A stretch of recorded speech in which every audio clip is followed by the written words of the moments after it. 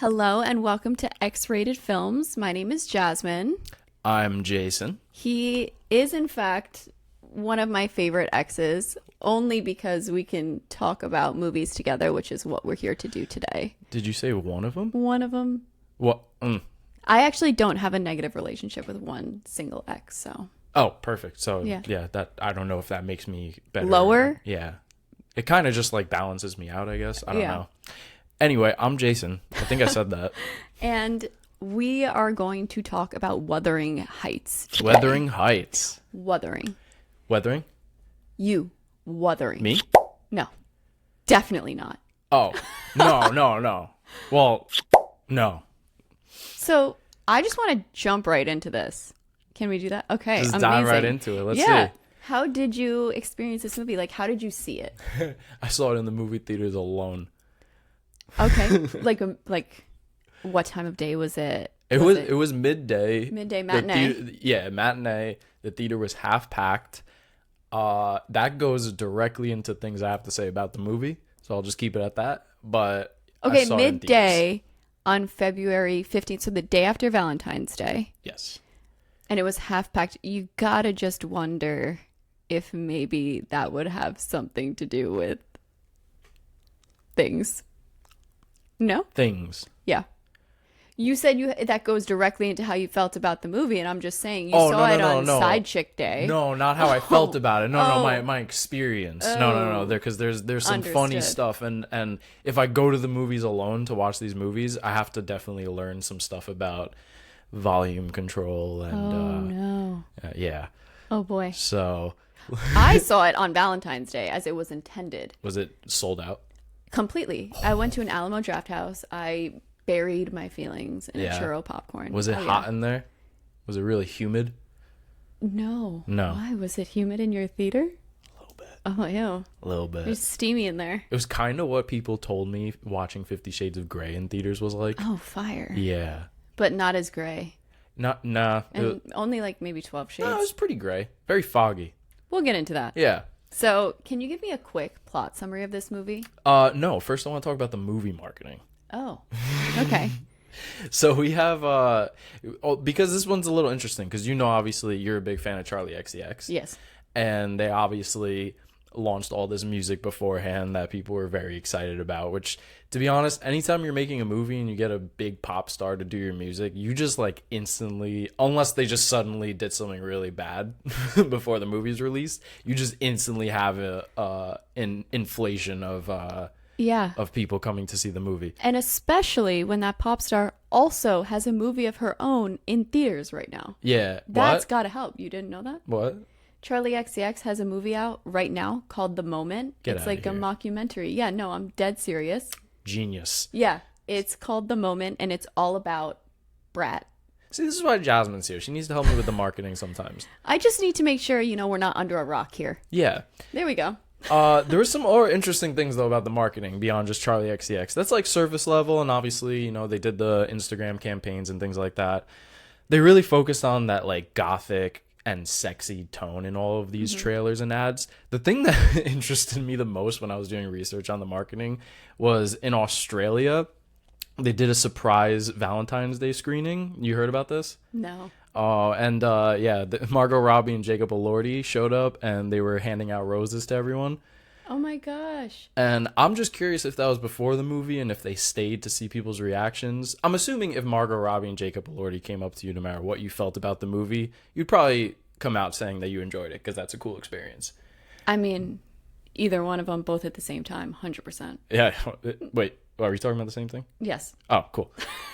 So I'll talk now. I'll do the plot summary. Okay. Thank you. Yeah, that's pretty much all I have. Let's get into that. Wait, real quick though, have you seen any of the like press tour campaigns in terms of marketing? How they're like almost trying to make it seem like the two of them have this like actual love affair. Yeah, that was so similar and like so overdone.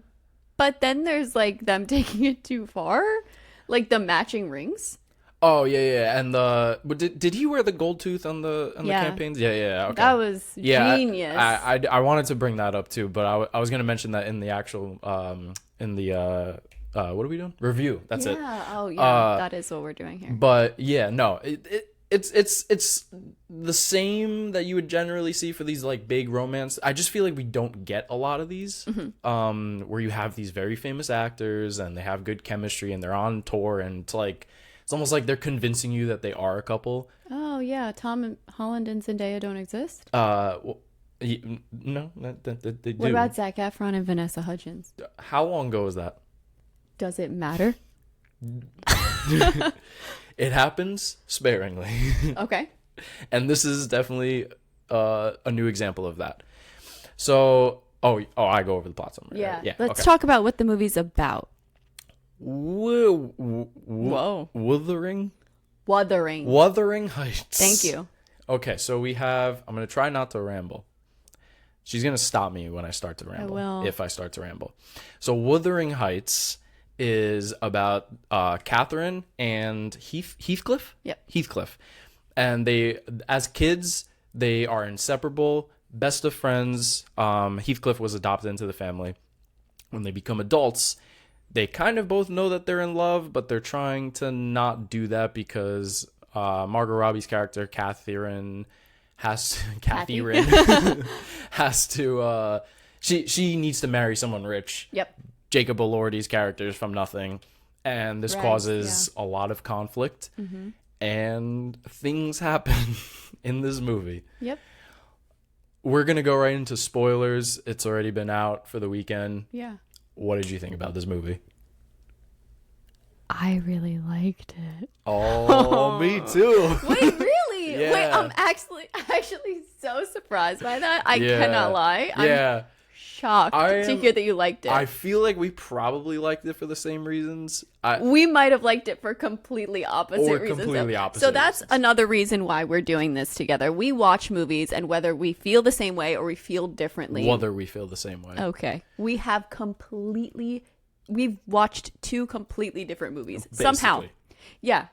Probably best example is we both saw Sinners. We both called it our movie of the year. And for completely separate and different reasons. So I'm looking at the shots and the cinematography and she's looking at Michael B. Jordan's pecs and stuff. No, I'm kidding. Don't leave Haley Steinfeld out of this. And Haley Steinfeld. Yes. I mean, we could both agree on that, right? Yeah. We could both agree on Haley Steinfeld. Yes. Okay. Cool. Obviously. Okay. Haley Steinfeld. But yeah. So for me, I want to talk about what worked in this movie. And since we did just recently talk about Charlie XCX, I want to bring that as my first thing. So what works? You're right. We really are going to be on opposite ends of why we like this. So hold on. One thing that really worked for me for this movie was just the fact that she did the music at all. I did really enjoy the music. I like that it has that very atmospheric feeling to it. And also, if you know Charlie XCX at all, you know that she got blown up by Brat. She's been around for a while, but Brat was the project to blow her up. It was a cultural moment. It is a cultural moment. I feel like this signifies the end of it. Catherine Earnshaw is the very first Brat. Oh, okay. Think about it like that, right? She's So you're saying thematically it also makes sense that she's even doing the music. Yep, exactly. Okay. So just to go on that little half tangent, but I adored the music and the atmosphere of the film. I think the music really adds to the atmosphere for me. The foggy, you just know it's cold in some of those buildings and warm in others, and it also has this untouchable look to it. Oh my god! I mean, yeah. If you've seen Saltburn, yes, it's the same. I believe it's the same cinematographer. Also, I found out the same cinematographer as La La Land. Yeah. Talk a little about the production design. I gotta shout out this dude's name. Oh, the production design is insane. Probably my favorite piece of it is the fireplace with all the hands. Oh my god. Unreal. And also just all the fog. Yes, and her bedroom. Yes. You know how they got that, right? Did you look into that? Oh. Linus Sandgren. Okay. I believe I pronounced that right. That's the cinematographer. Very nice. They also did La La Land and Saltburn. Perfect. And Babylon, but you didn't see Babylon? You told me not to. I actually liked Babylon. I gotta watch Babylon. I just don't think you would like it. That's why I told you not to see it. For the same reasons? I don't know. Tobey Maguire's in it. Maybe you should watch it. Oh, okay. But anyways, Yeah. the other real like obvious piece of production design you have to shout out is the room, the skin room, which they actually use Yeah. Margot Robbie's leg. Yeah, crazy. That sounds like something you would do. I mean, yeah, 100%. This movie's an inspiration to me. Oh yeah. Yeah. Yeah. There we go. Just kidding. Yeah. Yeah, no. You're not gonna take a piece of my leg and craft it and turn it into this wall, right? Not officially. Oh. No. I would know. This is wall slowly going to change over the years, and we're not going to talk about it. Okay. So the production design's immaculate. Yeah. Like, I think that's just like an I can't see anyone walking into this movie loving or hating it and saying that the production design and the cinematography is not just. I'm going to go on a whim and say it's some of the best I've seen in the past year or two. it's beautiful. It's insane. Someone said that it reminded them of like Tim Burton. Yes. I thought the sets reminded me, and the location. It's filmed all on location, real sets, which Yorkshire, right? I love, huh? Yorkshire, I believe. Yeah, It's sure. filmed in Yorkshire. Yeah. Okay. Why not? Yeah. Yorkshire, sure. Yorkshire. You know? So I always respect on location filming. She's a little obsessed with fog, I noticed, Yeah. because I was thinking in Saltburn, it's so foggy throughout the movie. I don't mind it. It adds a lot of atmosphere, and it makes sense for this too, because it's like always raining and it's always gross. But yeah, objectively, it's a beautiful looking movie. Yeah, I honestly don't think I've ever seen the color red look so good. Oh my god, the room scene at the end. Yeah, even just on Margot Robbie, yeah, there's something about the way they did her makeup and everything with the red like popping on her the way it does. right. Unreal. You know the thing though, I have in my notes. Why did she look like Little Red Riding Hood at one point? Well, okay, the character in the book is very young. Yeah. That was actually a major thing. Yeah, can you talk about the book real quick? Because full disclosure, I did not only not read the book, I didn't even know what this was. He had no idea there was a book that existed. Yeah. Which is crazy. I thought up until 10 seconds ago this was called Wuthering Heights. It's spelled with a U. Yeah, but, I just kind of bought the ticket. So, the book, Yeah. Old English. Right. You sent me a screenshot, and Yes. it's... I said, yeah, you should read it. And I sent him page 10, I want to say, which has some of the hardest to decipher broken English and would 100% deter anyone from reading it. So I know more Arabic than I think I know more of Old English. Wild. Sabah khair. Oh, okay. Anyways, so I just want to talk about how this movie is called Wuthering Heights. With quotations. Heavy on those quotations, especially for this movie. And I did approach this movie as a very separate entity. Okay. Do you think that's part of the reason that you enjoyed it so much? I do know that people who are huge fans of the book were not happy with this adaptation of it. That seems to be like a general consensus. Oh, yeah. I'm not looking at this as a proper adaptation of the book, only because we had been forewarned not to. Had I gone into this being like, I'm going to see Wuthering Heights minus the quotation, I would have been very disappointed. Not everyone knows that. I literally saw a YouTube thumbnail that said Wuthering Heights rage bait ? So here's the thing. It is heavy on that. It is also very thematically different than the book. How so? So the movie is romance, obviously.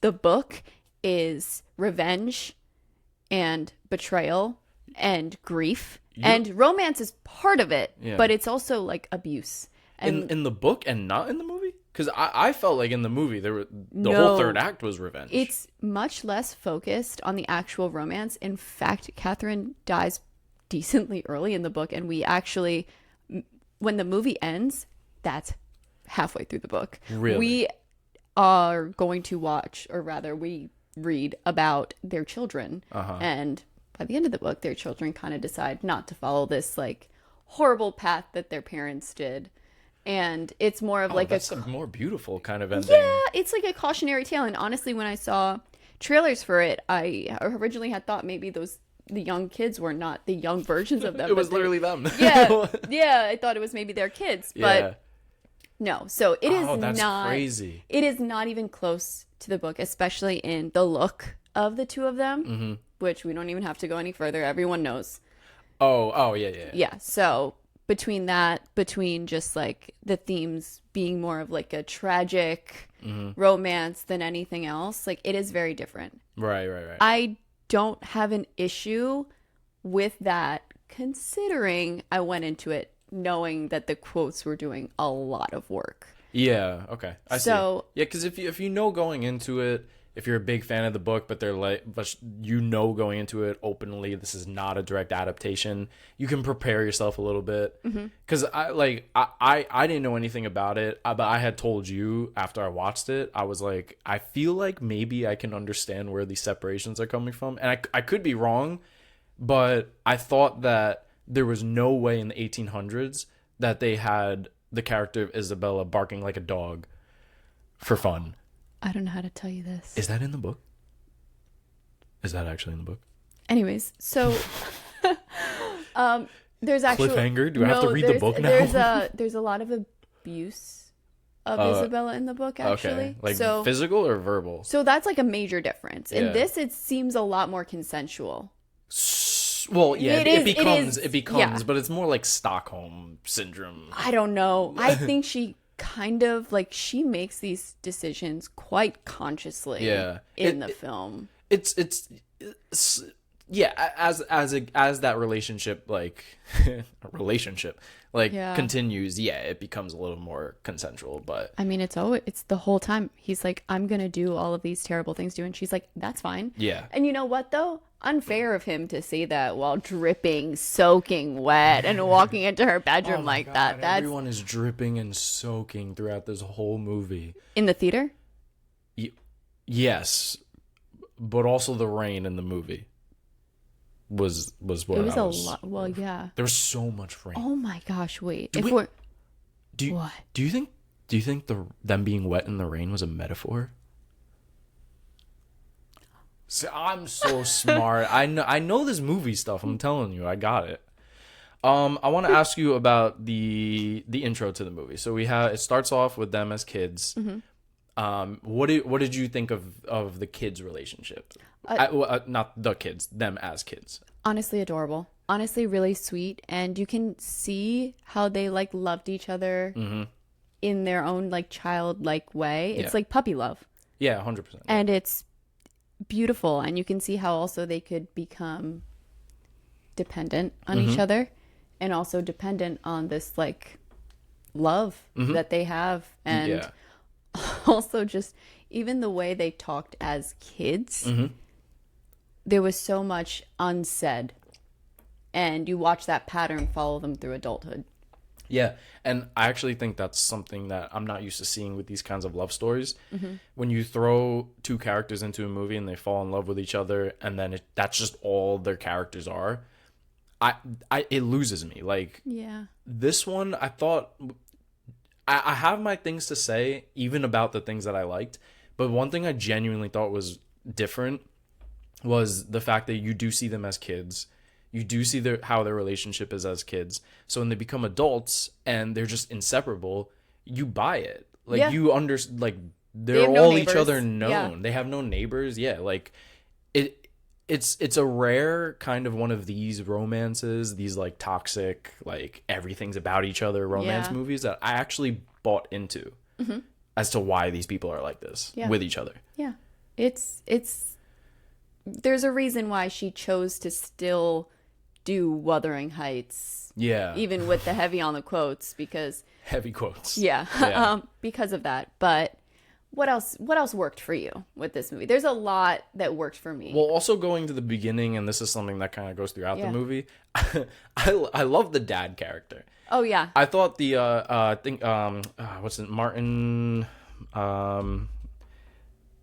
you got it. Sorry, Martin Clunes. He's great as the dad. Like it's over the top, like a lot of this movie is, but I thought he was like such a good, like, oh, he's a good dad. Oh, he's kind of crazy. Still a good dad. Yeah. And he just becomes the Green Goblin. Yeah, he's definitely not a faithful book adaptation character as well, but that's okay. He doesn't become the Green Goblin in the book? I mean, I feel like, honestly, in the movie, we don't see enough of how his gambling is, like, slowly destroying him as a human being. You don't think that one shot of him dead on the ground with a stack of empty bottles I mean, was enough to great visual, to be honest. Yeah, little on the nose, but yeah. There's a great scene that kind of leads up to, a great quote that leads up to it. This is not my tattooed quote, by the way, so I'm not spoiled. We'll talk about that later. It's a funny quote about gin. I believe Jacob Elordi's character says to the dad, "There's gin on the table. Let that be your companion." Yes. Yeah. No, fire.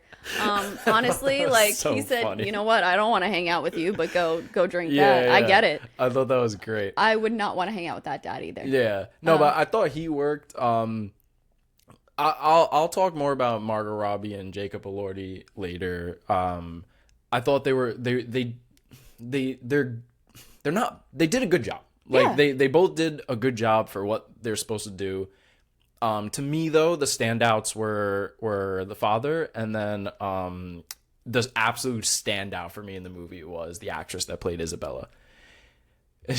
Oh, you don't know her name? No, I 100%. I agree. Yeah, she was in Saltburn. I know that. Quick little detour. Allison Oliver, I believe her name is. Yeah, she was so good in the movie. So different from her role in Saltburn. Yeah. And I thought she was a standout because she was great. There's a lot of scenes in the movie that like were funny to me, but her scenes were like funny. Like she has some genuinely good, humorous scenes in the movie. I do think her voice lends a lot to that. In fact, in the movie theater, and I don't condone pulling your phone out in the theater, but I did look it up because I was looking at her and I was like, she sounds like so specific. Why have I like known this sound, like the sound of her voice before? Obviously she was in Saltburn, but I was like, is that Moaning Myrtle from Harry Potter? And then I looked it up and it very much is not. No, because Moaning Myrtle was 35 when she filmed Harry Potter. This girl's probably younger now. Yeah, she's like 60 now or 70. I was like, oh, okay, but I did mistake her voice. I do think her voice is so specific. Yeah. I actually think it works really well for her. So I mistaken her face. Oh. Do you remember, and again, this probably would also not make sense. Do you remember Quinn? I believe her name was Quinn. From Zoe 101. Yeah, of course I do. So you How could I not? Yeah, no. I thought that was her. That's so funny. The whole movie, because I did not pull my phone out. So I didn't look her up. And I was like, the whole time I was just distracted because I'm like, I really hope this is her. Please tell me this is her. It's not, but hopefully Quinn's doing well with her Q-tips and whatnot. She is. Yeah, 100%. But no, she is incredible. Mm-hmm. Yeah, I thought she was definitely the standout. Then we jump to, now we're still on what worked for us. So we jump to them as adults. There's a good time jump. Movie definitely shifts a little bit because now they're adults, so we don't have that same like naivety with them and the innocence. Know, right? Yeah. So for me, I thought what still worked during that shift was the relationship still worked for me because of how good they were as kids and how much I bought the relationship. Mm-hmm. But this is where things get weird. So we haven't gotten weird yet. No, well, we actually have. Technically, the opening scene is probably the weirdest this movie gets. I'll just talk about that real quick. It's the opening scene, right? Yeah. We'll just talk about it. The movie starts off with a dude getting hung, and the whole town seems to be not only super entertained, but then point out that he has a hard-on while he's dying. And the town is just like... Yeah, the poor guy. They think it's just so funny. And I'm like... I was sitting in the theater... And this is what I meant about, like, I need to control my volume. Because I did not know what I was getting into. And the movie starts. And it's the movie it's black. The screen's black, and it sounds like people are having sex because you hear the moaning. Yeah, and then you find out when it fades in, when it dissolves in, or fades in. I got to use my proper film school terminology. You have a degree in this. I know, for real. We got a degree in this together. Get better, Jason. Come on. This is why it would no. Anyways. But they and then it cuts and you realize someone's hanging. That alone made me be like, but then when they're like, he has a boner or whatever they said, I was dying, and I'm like, I looked around and I'm like, fuck, I gotta really chill, because like I'm sure no all the side chicks in the theater with you with their partners were like, what's wrong with this guy? Probably no one else was laughing. Yeah, that would actually like very much make me uncomfortable, and I'd probably go get someone to remove you. Yeah, that's totally fair. I think no one was laughing because most of the theater was like, I would say probably like 55 and up. Oh, so no. They probably just thought I was just a straight up asshole. And they wouldn't be wrong. I just like my dark humor, that's all. But yeah, no, all right. I just wanted to mention that because that opening scene's absolutely insane. Is there anything else you really want to mention that you really liked about the movie? Just besides the fact we both did like it. I mean, for me, I want to mention one major thing. Yeah. Okay, what is it? Costume. The costume design. Yeah. The one costume choice I was not a fan of was the plastic dress. What? Which one was that? She's wearing like this pink plastic dress at one point. Oh, and okay. I'm just only thing that just looked slightly out of, like, everything else is so big and billowy, and the corsets are just pulled just right. Mm-hmm. And then there's that. And there's like the plastic. But for the most part, it's hard to deny. Like, and even if like I heard that a lot of it is it's not period accurate necessarily, yeah, but no, it's not. It's still, it just looks beautiful. And I think one thing I could definitely say about Emerald Fennell is she just has such a clear vision. Like, yeah, I don't want her to do adaptations anymore because I just feel like she has such an original vision, and just like executes that vision with such like immaculate visuals and sound. I really want her to do something like Ryan Coogler did, where when we finally saw him just do a purely original movie with Sinners, we got arguably one of the best movies of the past few years. Yeah. I want to see her do more of that stuff. So Emerald Fennell, not Fennell. Yeah, Fennell. Fennell. Yeah, that's what you said. I know. Right? Yeah. Honestly, every time this woman has a movie come out, people just want to rip it. Like, you would think that she personally did something. Is that how people felt about people are not Saltburn and Promising Young Woman? It's just that she seems to get ripped apart for everything, regardless. Like, well, she scares me.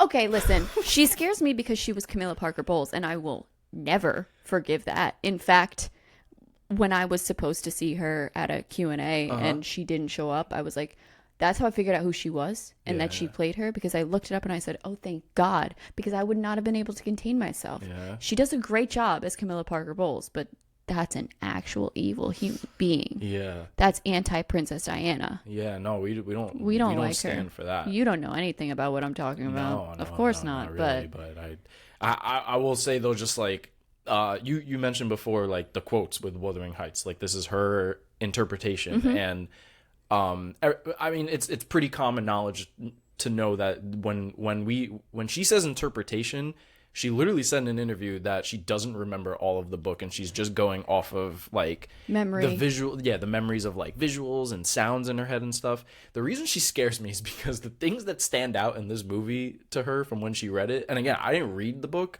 but the fact that it eventually only becomes sounds, people touching eggs, and it's just the slimy sound. Yeah. Someone, Margot Robbie's character, fingering a fish in Jell-O. What is that? What's going on there? I'm like, and then, oh my God, there's so much. We get to Isabel's character later, and Heathcliff making her bark like a dog. I was waiting to bring that up for a little later, but what else worked for you, Jason? Does that work for you? Talk about it. I would love to hear about Isabella barking like a dog. 'Cause I'm going to tell you right now, it's one of my favorite parts of the movie. I will also make one little case for Emerald Fennell, which is that the book, the way it's written and told, is through a recounting by Nellie, the servant. Interesting. She's we telling. Didn't bring her up. Hong Chow. Amazing. Phenomenal. Amazing. Great. She's so good in the movie. So much so acting. Good in general. Yeah, in just her eyes. Yeah. And I love that. But no, so the way that the book is written is through the recounting of what happened at Wuthering Heights through the eyes of Nellie. Why wasn't the movie like that? So here's the thing. Emerald Fennell then takes this in the most purest way, and this is her recounting of Wuthering Heights in a movie form. Yeah. So maybe the most pure adaptation to exist, if you really think about it. That's my only little Listen, you got a point there. Yeah, I mean, if she hears this, you can use it and nobody will know. But see, if we just took Wuthering Heights by itself, I'd be 100%. But I'm also just looking at Saltburn as well. I didn't see Promising Young Woman, but Saltburn's another one that I love. And honestly, I kind of love both these movies for the same reason, in the same ways. But Saltburn's another one that's just so there's a lot of corpses and stuff. Yeah. And when towards the end of the movie, shock. When Heathcliff, obviously we're in spoilers, we already spoiled half the movie. When Kathy dies, I knew immediately that we were gonna see Heathcliff do something to her corpse. Yeah. Granted, it didn't go as far as I was thinking it would. Well, in the book, that's the thing. In the book, he literally digs her body out of the grave just to hold her. Really? And he begs her to haunt him for the rest of his life. Because I told you, there's still half the book left. The more you talk about the book, the more I feel like Emerald Fennell was actually the perfect choice for this. Yeah, except that people aren't happy with... I'm almost waiting for her to be part 2's coming out. And then it'll be focused on the kids. Because it's only half the book. Would you see part 2? I would. I would. 100%. I would too. I don't... I don't really... You're saying that stuff with their kids and everything. It has the opportunity to be a little more of a beautiful movie. Although I'm afraid Emerald Fennell is gonna do some messed up stuff with the kids. Maybe they do with the next one. What else worked for you? Yeah. Listen, I loved the movie because I love movies in two different ways. One, it's either because the movie really does speak to me and I feel like it's a great movie. And then there's movies I love because even though I can definitely say it's not a perfect movie and not even a great movie, I was entertained throughout the entire movie. And it's the same thing that I had with Saltburn. It's I don't think either of these movies are great movies, but I personally am very entertained by how insane Emerald Fennell gets with it. You also clearly have a crush on Jacob Elordi. I don't. I don't either. You know what? Hot take. I don't. He's just kind of he's just there. I don't know. I used to have a crush on Margot Robbie, but I do. Honestly, I'm kind of tired of her. No offense. I don't think it's bad, Margot Robbie. You're in a lot of stuff. I don't know what to say. The hottest she's ever looked is in this movie. But look, the movie just gets so insane. And between that and the production design, and when I say insane, I talked about the relationship that just slowly gets so weird throughout the movie between Heathcliff and Isabella, where it starts off with Kathy trying to force Isabella out of jealousy to act upon her crush on Heathcliff. She doesn't actually want her to act upon it. She wants her to act upon it just so he can shut it down. Yeah, that's what I'm saying. It's just out of jealousy that she's trying to do it. Yeah. She's very vindictive, very cruel, and then a brat. And then Heathcliff, there's that scene where he goes into the room after nothing's working out with him and Kathy. Kathy marries Linton? Edgar Linton. Edgar Linton, the rich man who is honestly barely in the movie. Well, that's another thing. Or at least feels like he's barely in the book. He's quite a menacing, jealous force. We only get to really see that towards the end. But I mean, she seems scared of him throughout the movie, but we don't really understand why. No. In the book, we understand why. Yeah. Now I want to talk more about Edgar Linton. in what didn't work for me. But the way Heathcliff, that relationship with him and Isabella goes on, and there's a scene in the room where he goes in there and almost like consensually makes her submit to him by just being like, I'm gonna marry you just to make Kathy jealous. Yeah. Is that okay with you? And she's like scared. She's never had sex before or anything. And there's just giant Frankenstein's monster hovering over her. And she's like, okay. And oh man. And it just gets worse and worse. And then Nellie, I think it's Nellie, goes to the house to check on, it's Nellie. She goes to the house to check on them. And Isabella's chained up like a dog. And she just literally goes, woof. You literally think there's a dog inside until the reveal of her opening the door and you see her like this. And you know what? That one image, we all know the image if you've seen anything with her on all fours with her tongue sticking out.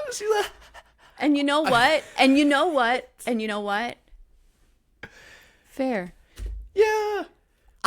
It's not, listen, I get it. I get it. What? I get it. Listen, like, okay. Bear with me here. I would bet money. Actually, I would bet all my money. Okay. That is one of the most relatable things for so many people, because so many people have a crush on Jacob Elordi. Ask anyone with a crush on Jacob Elordi if they would do that. Okay. If Jacob Elordi asked any of you guys, men or women, to get on all fours and bark like a dog, please just leave a comment saying yes or no. I'm going to be honest with you, and I've only ever found him attractive when he's the creature. Uh-huh. We can unpack that at another time. Funny? Wait. What? We can unpack that later, but I would not even having a crush on Jacob Elordi. Oh, no, I would do it. Oh, okay, yeah, that's, no. You know. If you get it, you get it. You're not licking his bathwater. Not even remotely close. That's not even. No. No, but what I was going to say was you said even him as Frankenstein's monster, but I thought it was funny because someone said that he looks more like Frankenstein's monster in this movie than in Frankenstein. I don't really get that, but I just thought it was funny. Another book adaptation. Yeah, that was written by a woman. Ish. But the book itself. Yeah, Mary another one written by a woman. Look at that. What? Jacob Elordi, written by a woman. Right. This I do. Cosign, written by a woman. Is this what I do? Yeah. There you go. I don't have the nails anymore to do that. Yeah. Just to cap off like the things that work for me. Like the movie just gets so insane, and then It's for the freaks and the weirdos and the toxic people who just love to go back to their ex. Yeah, and it's just interest. Oh, that's why this is our first video. Oh, she said this is so relevant to us, and I'm like, now I get it. Okay, now it makes sense. I thought she was talking about the dog part, but yeah, I have your leash in the car. Yeah, just you deleted the footage, right? No. Yes, but I may have a copy. You'll never know. Okay, we'll talk about that later. Memories. Yeah, it's insane. But it's so insane that it's entertaining, but it's also entertaining in the same way Saltburn is, where it in the end, like no matter what you feel about the story, it just doesn't feel like anything's wasted. Like she really just kind of goes through the movie, and every plot point you need is there. I'm gonna go back on that actually. Not every plot point you need, but just nothing really feels like a waste in the movie. So that's my thing. If I'm looking at this as a separate entity, which I am, I enjoy the story for what it is. Right. I enjoy the story for what it is front to end. I like the way it's told. I'm not considering the book in that sense, but it's not perfect. But from the opening to the end of it, I do like the story Fennell tells. Yeah. And I appreciate that. So yeah, no. I'm a fan. I don't know. I like this movie, which is apparently a hot take for both of us. No, for real, yeah, because a lot of people, I did see some people that had the similar opinion, where it's just like, if this kind of stuff entertains you and you're okay with sick, like twisted stuff, like Nicholas Winding Refn with a sense of humor, yeah, it's fine. Like I don't know, like I enjoyed myself in the theater alone. I probably should reword that given the movie's context. Yeah. But yeah, I mean, there's obviously going to be things that didn't work for you. So what didn't work? Let's be boring and talk about what we didn't like.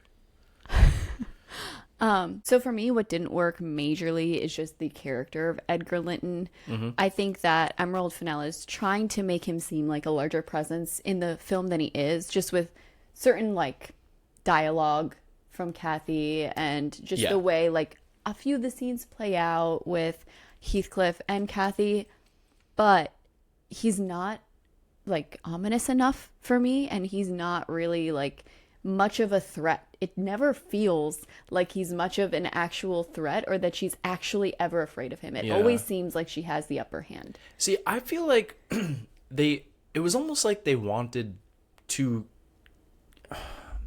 he's not a presence at all in the first first act, first half of the movie. Yeah. And it almost felt like the idea that I got was that they were trying to make him ominous.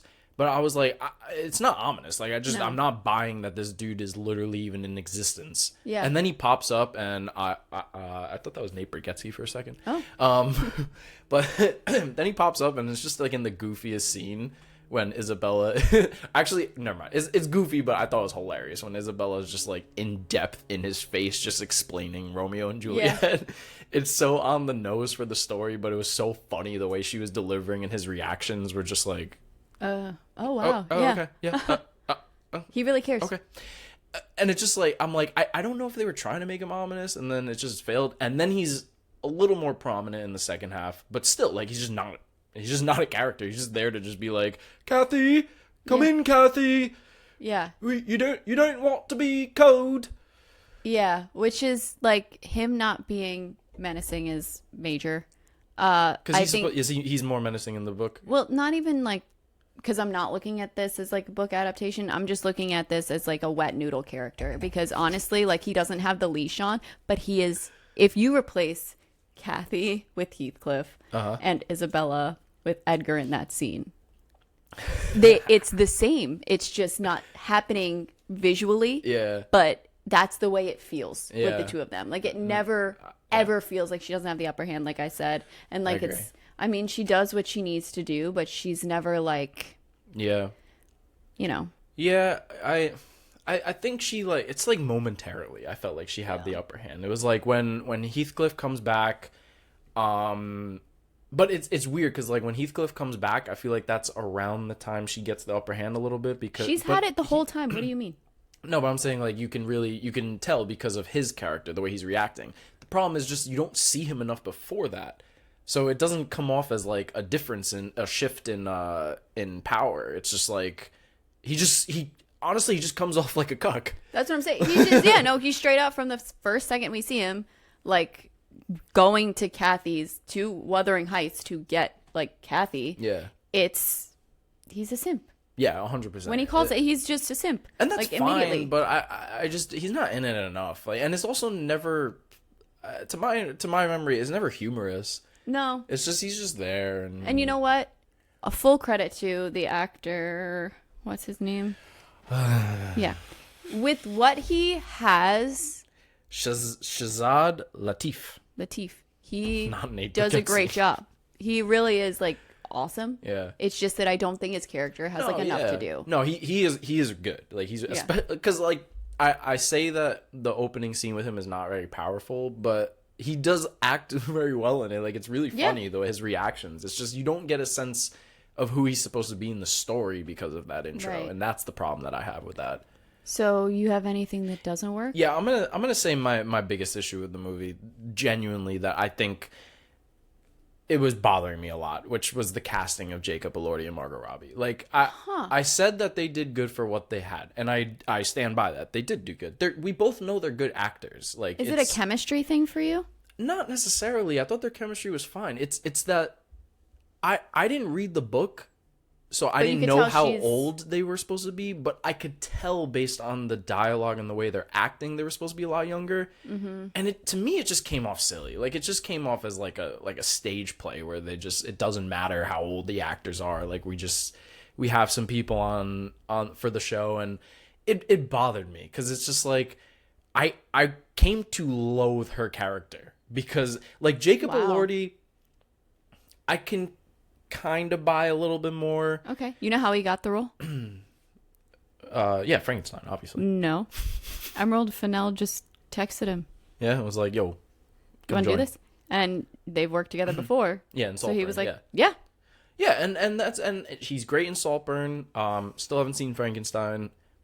Margot Robbie has always been great. Ever since Wolf of Wall Street. It's not their performances. It's just it's sort of like when you look back and watch the first Spider-Man movie, and you as a kid you're like, Tobey Maguire's great. And then when you look back and you're like, this dude's supposed to be in high school. Yeah, so okay, maybe you just think that Margot Robbie has like too much of a classical face where age, like she can't really meld with the age. Whereas like I'm gonna go with Keira Knightley in Pride and Prejudice. She could be 16, she could be 35, and she just has that face for the time. It's not necessarily the face. It's almost, you know what it kind of reminds me of in The Irishman with Robert De Niro, where like the face says middle-aged person, right? The stomping on someone in the streets says 90-year-old man. All right. And I think that's the, and I'm not saying Margot Robbie's movements like did it. I'm just saying like it just feels like the dialogue and her performance it's for a younger person. It's for someone who's supposed to be younger. She's clearly older. She's clearly projecting as like she's an older like person. 30. She's 35. She's young. Yeah, no, she is young. It's so clearly written for, when I say young, very youthful looking. When I say young, I'm not talking about like late 20s, early 30s young. I'm talking about like child young. Yeah, she's like supposed to be like 16. Yeah, and maybe that works for some people. Maybe like, because I could see it. I could see if you tell me that's the point. She's an adult but still a kid. It just didn't work for me. Okay. No, that's totally fair. And honestly, you're right. The way she acts is like so much more immature than like she's perceived to be. Mm-hmm. And even just in some of her movements, like she's like, it feels like someone who is like 30 something acting like a child, right, rather than just it being a very youthful actor. Exactly. Being childlike. And it distracted me. It's one of my biggest issues with the movie. Along with the ending, which to be honest, I didn't know that in the story that's like it's halfway, but it did feel to me like it was anticlimactic. Like it did feel like we built to this tragedy of Kathy dying because she just kind of gave up on life because she threw a fit, and then dies. And I'm like, okay, like I kind of saw where it was coming, but then it's just ending, and I feel like by the end, like narratively, I just feel like I just did not get anything out of it. I'm just like, okay, they fell in love, whatever, blah blah. But that's what didn't work for me. What didn't work for you? I mean, honestly, you pretty much hit the nail on the head with that one. So exactly what I said. Yeah, no, that's the only real things that didn't work for me.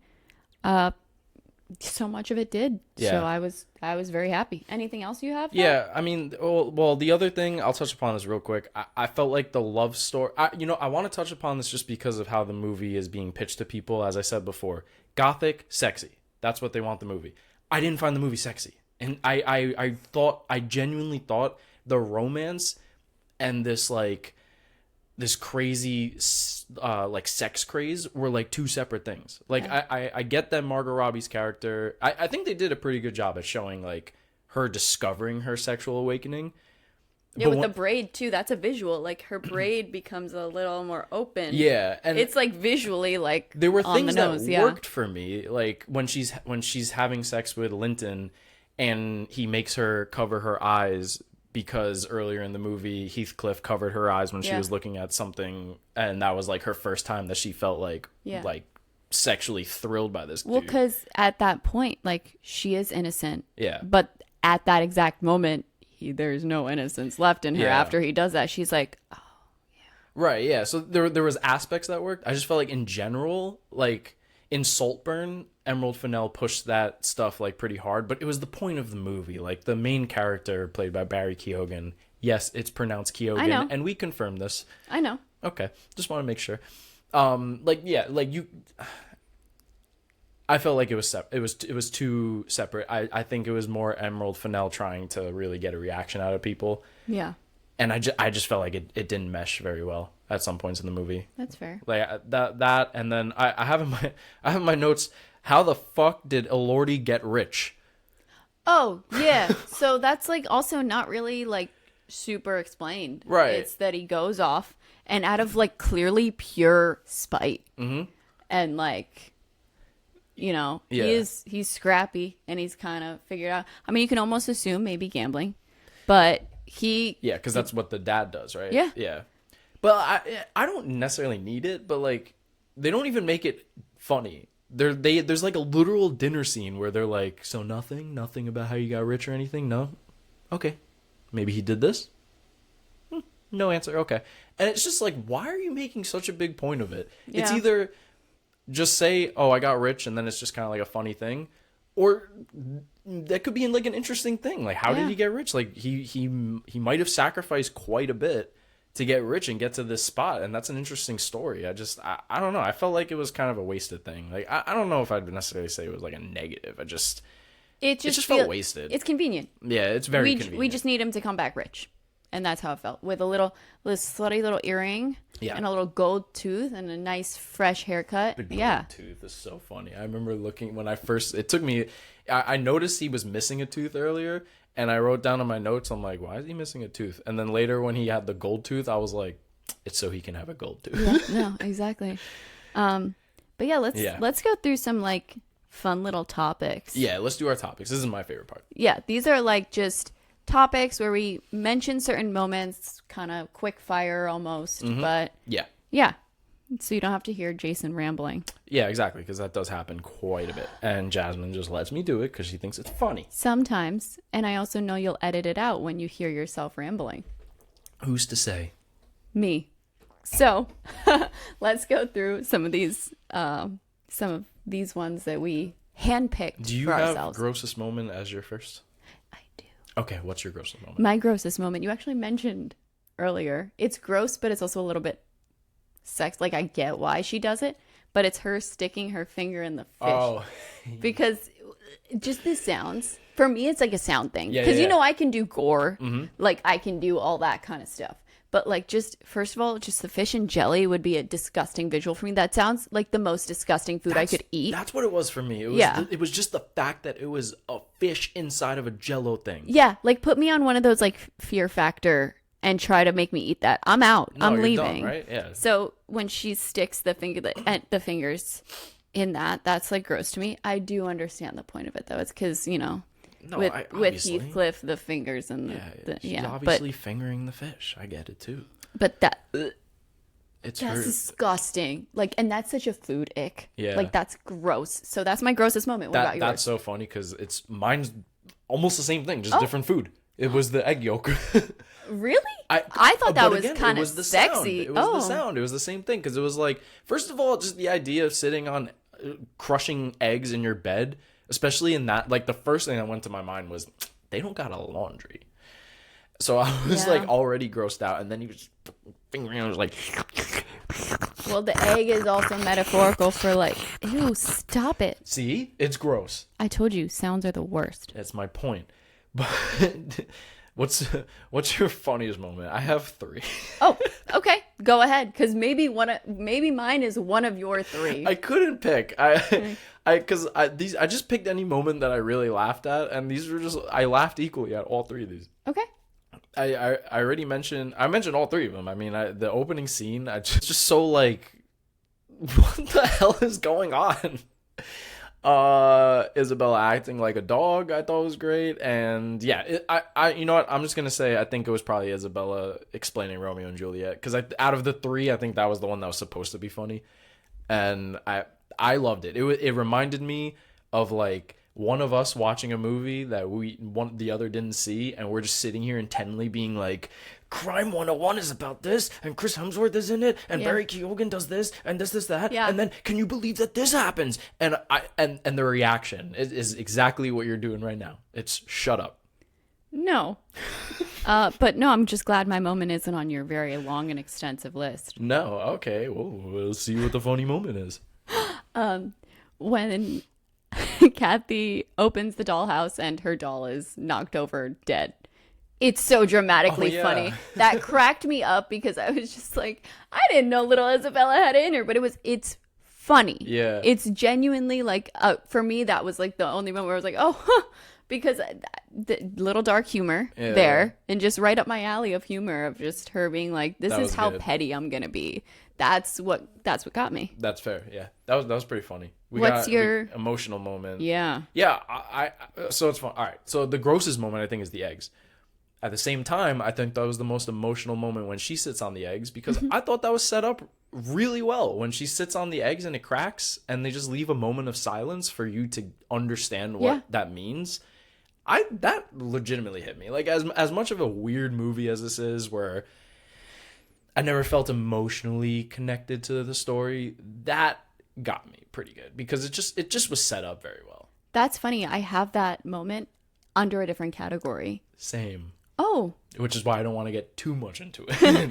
My most emotional moment for me is when Heathcliff gets to the house at the end and Linton's like, you don't want to go in there. And it's just, it's the emotion in his eyes, the one like single tear and the like half smile. Yeah. Where he already knows she's gone. To me, that just like, I was like, oh, man, like that like, you know it's coming. But... yeah, that pulled on my heartstrings a little bit. I love a little sad in my love stories. Yeah. You know, my favorite movie is Call Me by Your Name. What's that? So, what?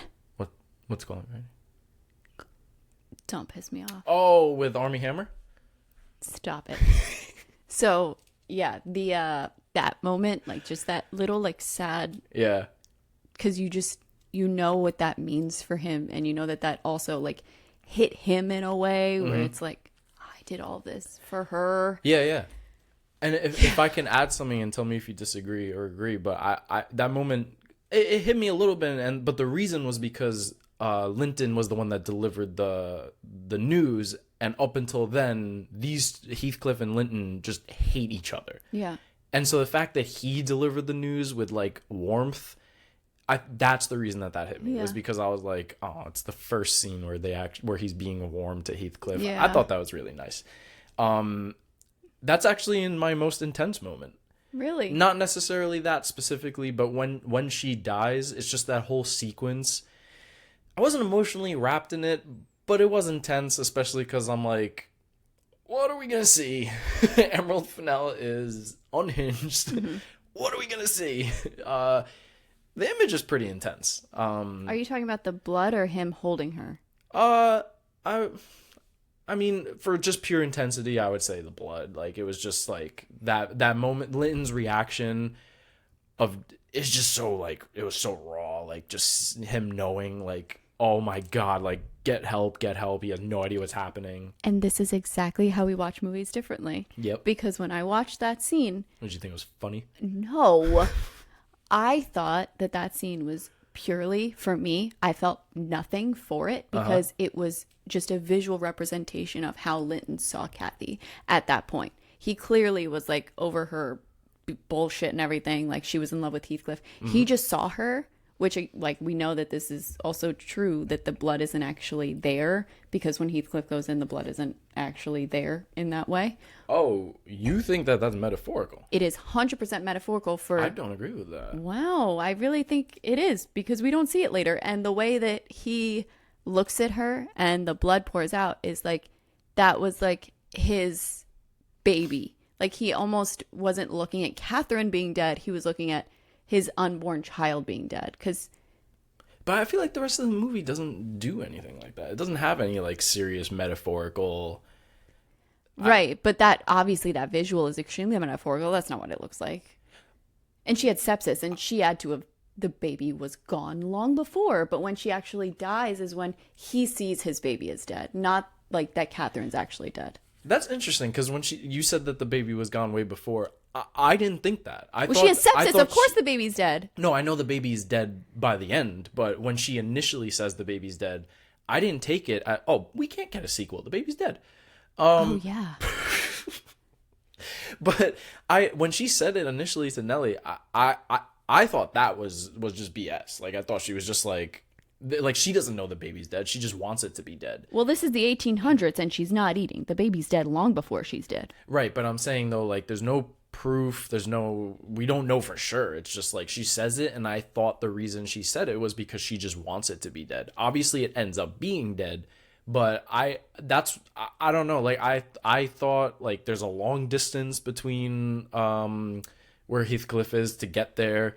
I thought there was plenty of time that she was dead, and then by the time he gets there, like she looks like a corpse. Like there's just she's been dead, and I don't know. I didn't really see that as metaphorical. I thought that's how she died, and I thought it was intense. And you know what? Regardless, it was intense imagery. Agreed. My most intense moment is actually when she sits on the bed on the egg, because you're just like. He's back. Interesting. Yeah. Wow. So all of our things just like reversed in different categories. Yep. Yeah. That's what I mean. Same movie, different takeaways. Yeah. But we both have it under, I'm assuming, setup and payoffs. So yeah, my best setup in the movie is obviously the egg. I think that would be everyone's favorite setup. So for me, another really good setup is just the character of Isabella being as, sheltered as she is, just to become the way that she is when she is granted just the slightest bit of agency. That to me is a really good setup.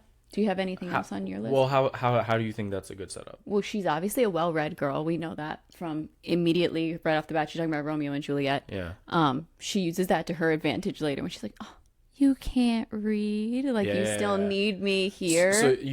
Okay, I think I see what so you're saying her character is just like well set up. Yeah. In general, and her 100%. actions are all like paid off. Yeah, no, I agree. I think that's why she's the standout. Like I think the actress does an amazing job, but I think also the character, I agree. It's a great setup of a character with a lot of good payoffs.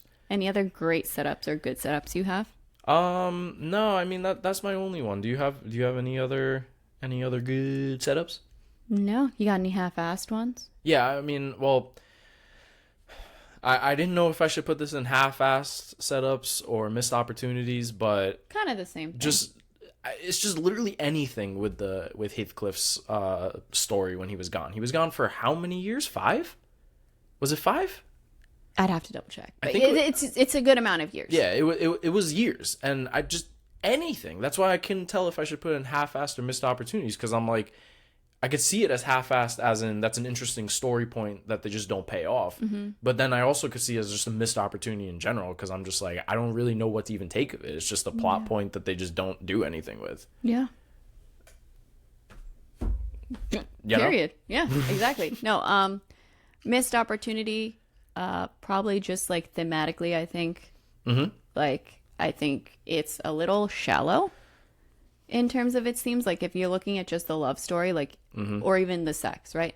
The love is there, but softly there. Like it's toxic, and it's all encompassing for them because that's how it feels to them in the movie. We just don't experience that necessarily with them. At the end, he gives a lot of like quotes from the book, but that's like, that's all the like, they're the themes of revenge. Like everything's like a little soft hitter. Like again, that does not to say that I don't like it. I just think that it's all a bit shallow and hollow. Could very much be intentional. I don't have an issue with it. I'm just saying that it's missed opportunity to go a little deeper. No, I agree. Wade a little bit in the deep end, even just a little on any of the themes. I agree. Do you think these time jumps like were part of the issue? No, they don't really like bother me in that sense, especially because like when they're like and they're who they're hanging and it's 5 years later and she's like and she's shocked. Yeah. Because she just doesn't want it to be who she thinks it is. I could see. I think it's for me it's a double-edged sword, because it's like it paces the movie better. But I think it just feels like things are missing. And so I agree. Like everything kind of like narratively, thematically, it's like most things in the movie on page just feel half-assed. And I just feel like I'm fine with the time jumps. It's just like, I think it's where the time jumps happen in the story that I'm like, okay, it keeps the movie going, which is good. But I also then feel like by the end, I don't take as much as I should from it. I also kind of feel like there's just things that aren't pushed far enough. And I think that could also be what I'm talking about when I say that it's like half-assed. Do you think Isabella should have barked more? Yeah, 100%.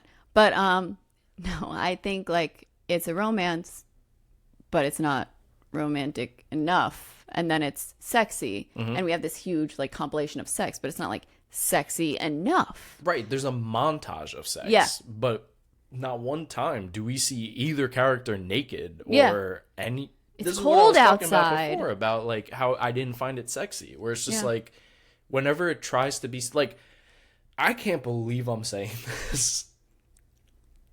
Am I gonna say this? Yes. I'm gonna say this. I can't believe I'm saying this. Oh. I think 50 Shades of Grey is sexier. Because it goes there a little bit more. Okay. Like, this movie, as weird as it gets, it's never weird. It's well, no, it's always weird, but it never feels like they're going for it with sexy. 100%. It feels like it's more Emerald Fennell's weird 14-year-olds, aggressive style. PG-13, like in her brain, like what she's imagining when she's reading it. Yeah, it's almost like her violent adult brain is like, we need a lot of blood during Kathy's death scene. We need girls barking in chains. We need dead people being hung with boners. But then her child, like, look on all of this is like, it's sex is presented as more promiscuous and fun. And light I'm like, and, I don't know, go for it. Like, what do you mean? I'm an adult. Come honestly, on, sexiest show me moment in the something. movie is when she's crawling on the floor and her tongue's sticking out. Isabella, yeah. I Hot. think I could agree with that. Yeah, 100%. Yeah. But yeah, you got any fun facts for this movie, Jason? I do have some fun facts. Let's Actually, go. there is something really surprising that I saw. So I wanted to talk about the quotes around Wuthering Heights and stuff, but everyone knows about it. And at this point, like, I'm sorry, what? Around what? Wuthering, the Thank movie, you. movie we've been reviewing. But I was doing like a little more research, and I'm like, people know about that. But one thing that no one's talking about is this already is the first theatrical adaptation of Wuthering Heights that's considered a box office success. Yes. Ever. I did know that. And I believe, I could be wrong, I mean, there's definitely more than 10. And some of them are TV adaptations. I believe it's 11. 11, I think so, yeah. There's several TV adaptations, several movie adaptations, but when I saw that this was the first box office success and it just came out, I'm like, no wonder I've never heard of this. I was like, so, okay. That is a major thing. Yeah. That's huge. I was very surprised to hear that, especially because of how popular this is. And the other thing too is it you mentioned before that it doesn't adapt the second half. It continues the tradition because none of them adapted. It's pretty crazy. And then the other thing, take this one with a grain of salt. I thought this one was interesting, but there's a TikTok. Let me find the TikTok. I believe it's Design Products. Okay. They had mentioned that the skin room of Margot Robbie could potentially, and I said, take this with a grain of salt. I just find this interesting. Potentially be hinted at in the book, because the room that they were describing in the book are, I believe it was called box rooms, and the nickname that they had for that at the time was skin rooms. Oh, so cool. I'm not saying that this is directly done because of that. I just thought that was an interesting little tidbit. I like that. Yeah. I think that's pretty cool. Yeah, thank you. You're welcome. I think I'm pretty cool. Okay, last question. Are you ready? There's more. Yeah. I didn't study. What quote are you getting tattooed on you? And I will preface this because this is our first episode.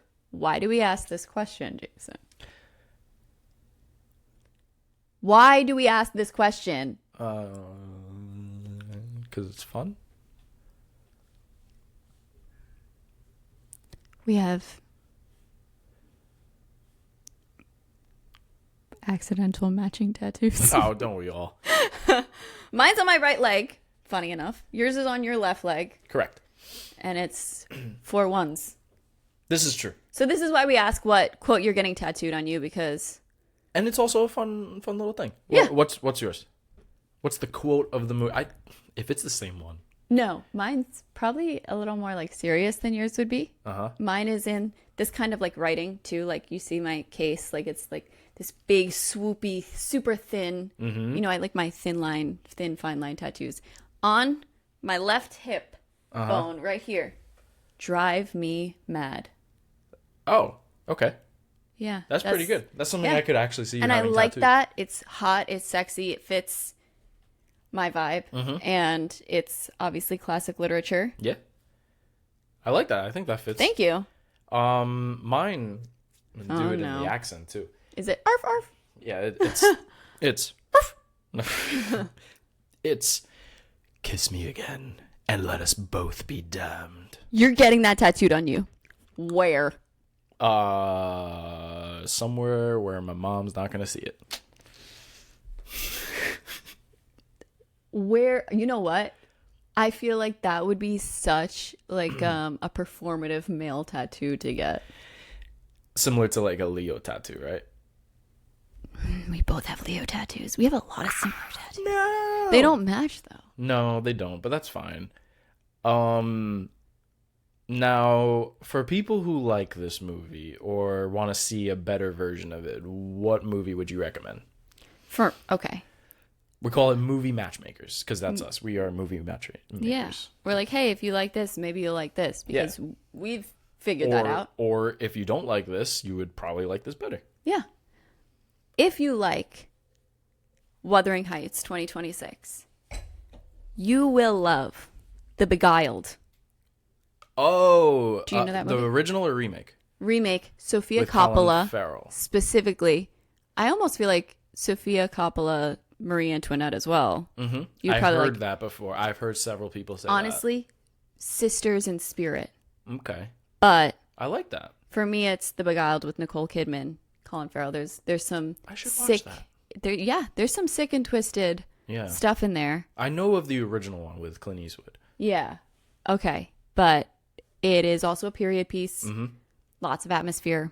So I think if you like this movie, you'll probably love The Beguiled. Okay. Yeah. I what like about that. you? That's not bad. Thanks. I'm going to cheat a little bit. Aww. I kind of split two things. I took the vibe on one end and I took the narrative on one end. So you're giving me two movies? A movie and a side chick. A movie and a side chick. A Let's side piece. Go. Which one am I watching on my TV and which one am I watching on my laptop at the same time? A side piece. No, stop singing, please. Let's go. Okay. So if you like that like fucked up sexy vibe stuff, Saltburn. Like I mean, it's the same. I mean, you've been comparing it the whole time. Obviously, you were going to say Saltburn. Production. It's just a different narrative. But if you like the forbidden love narrative, we should be together, but we can't. I'm gonna go with Call Me by Your Name. I think that's the best forbidden love story that you can find. Hot take. So I thought you hadn't seen it. You didn't even know what I was talking about. Oh no, it was perfect because I knew that this was part of my movie matchmaker, so I set that up. Wow. I planted the seed, and then the flower grew. Elio, Oliver. Yeah. They call each other by their names. Still don't understand that. Great movie though. Also based on a book. Listen, is there anything else that you want to say about this movie? Nothing I necessarily want to say, but I do want to break down our rating for it.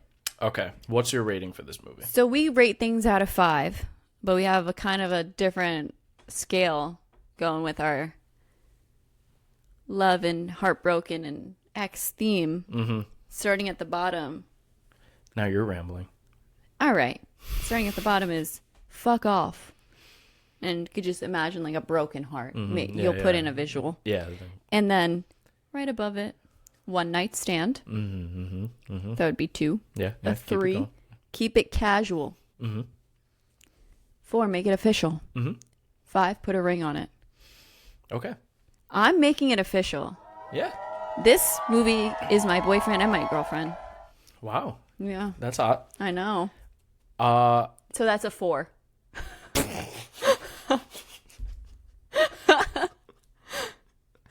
Could have just had numbers. We could have.